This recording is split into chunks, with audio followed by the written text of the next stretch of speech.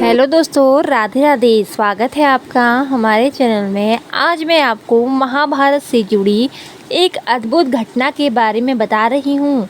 जब महाभारत युद्ध में मारे गए समस्त सूरवीर जैसे कि भीष्म, द्रोणाचार्य, दुर्योधन, अभिमन्यु, द्रौपदी के पुत्र कर्ण, शिखंडी आदि एक रात के लिए पुनर्जीवित हुए थे।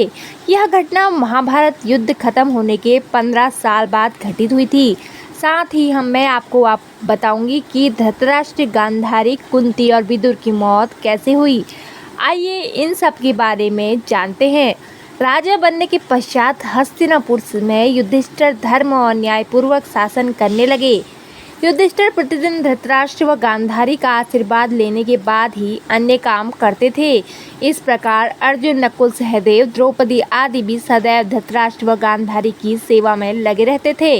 लेकिन भीम के मन में धृतराष्ट्र के प्रति हमेशा द्वेष भाव ही रहता था।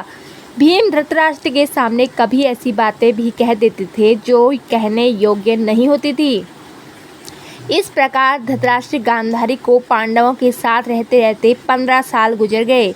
एक दिन भीम ने धृतराष्ट्र और गांधारी के सामने कुछ ऐसी बातें कह दी जिसे सुनकर उनके मन में बहुत शोक हुआ।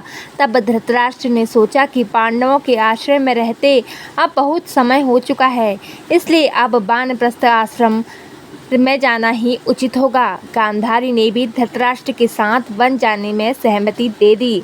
धृतराष्ट्र व गांधारी के साथ विदुर व संजय ने वन जाने का निर्णय लिया। वन जाने का विचार कर धृतराष्ट्र ने युधिष्ठिर को बुलाया और उनके सामने पूरी बातें कह दी। पहले तो युधिष्ठिर को बहुत दुख हुआ, लेकिन बाद में महर्षि वेदव्यास के कहने पर युधिष्ठिर मान गए। जब युधिष्ठिर को पता चला कि धृतराष्ट्र व गांधारी के साथ विदुर व संजय भी जाने वाले हैं, तो उनके शोक की सीमा नहीं रही।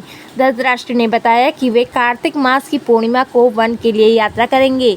वन जाने से पहले धृतराष्ट्र ने अपने पुत्र व अन्य परिजनों के श्राद्ध के लिए युधिष्ठिर से धन मांगा।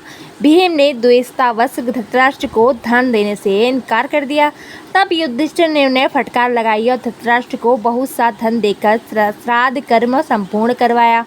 तय समय पर धृतराष्ट्र, गांधारी, विदुर व संजय ने वन यात्रा प्रारंभ की। इन सभी को वन जाते देख पांडवों की माता कुंती ने भी वन में निवास करने का निश्चय किया। पांडवों ने उन्हें समझाने का बहुत प्रयास किया, लेकिन कुंती भी धृतराष्ट्र और गांधारी के साथ वन चली गई। धृतराष्ट्र आदि ने पहली रात गंगा नदी के तट पर व्यतीत की। कुछ दिन वहां रुकने के बाद धृतराष्ट्र, गांधारी, कुंती, विदुर व संजय कुरुक्षेत्र आ गए। यहाँ महर्षि वेदव्यास से वनवास की दीक्षा लेकर ये सभी सतयुग के आश्रम में निवास करने लगे। वन में रहते हुए धृतराष्ट्र घोर तप करने लगे। तब से उनके शरीर का मांस सूख गया। सिर पर महर्षियों की तरह जटा धारण कर वे और भी कठोर तप करने लगे। तब से उनके मन का मोह दूर हो गया। गांधारी और कुंती भी तप में लीन हो गई। विदुर और संजय इनकी सेवा में लगे रहते और तपस्या किया करते थे। इस प्रकार वन में रहते हुए धृतराष्ट्र आदि लगभग 1 वर्ष बीत गया। इधर हस्तिनापुर में एक दिन राजा युधिष्ठिर के मन में वन में रह रहे अपने परिजनों को देखने की इच्छा हुई। तब युधिष्ठिर ने अपने सेना प्रमुखों को बुलाया और कहा कि वन जाने की तैयारी करो। मैं अपने भाइयों और परिजनों के साथ वन में रह रहे महाराज धृतराष्ट्र, माता गांधारी व कुंती आदि के दर्शन करना चाहता हूँ।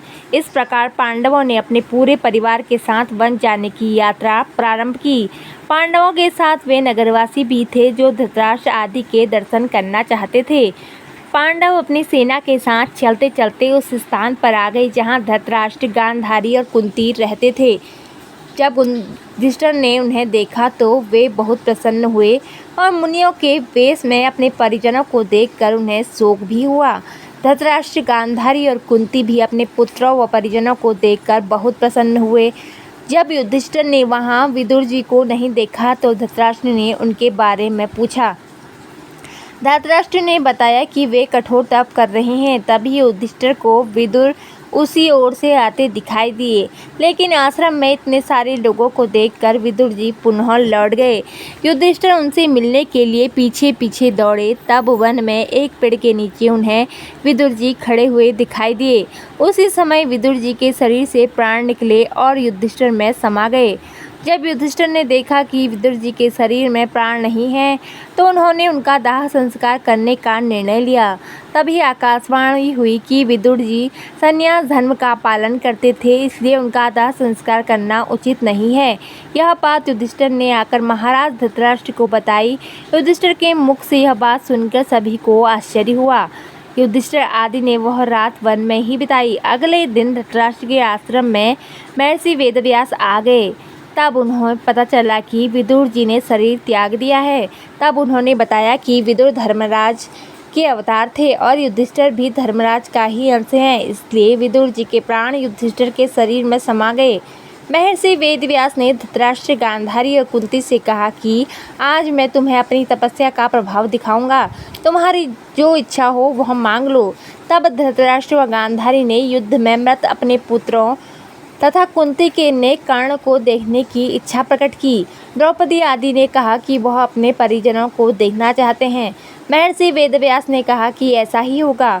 युद्ध में मारे गए जितने भी वीर हैं, उन्हें आज रात तुम सभी देख पाओगे। ऐसा कहकर महर्षि वेदव्यास ने सभी को गंगा तट पर चलने के लिए कहा। महर्षि वेदव्यास के कहने पर सभी गंगा तट पर एकत्रित हो गए और रात होने का इंतजार करने लगे। रात होने पर महर्षि वेदव्यास ने गंगा नदी में प्रवेश किया और पांडव व कौरव पक्ष के सभी मृत योद्धाओं को आह्वान किया।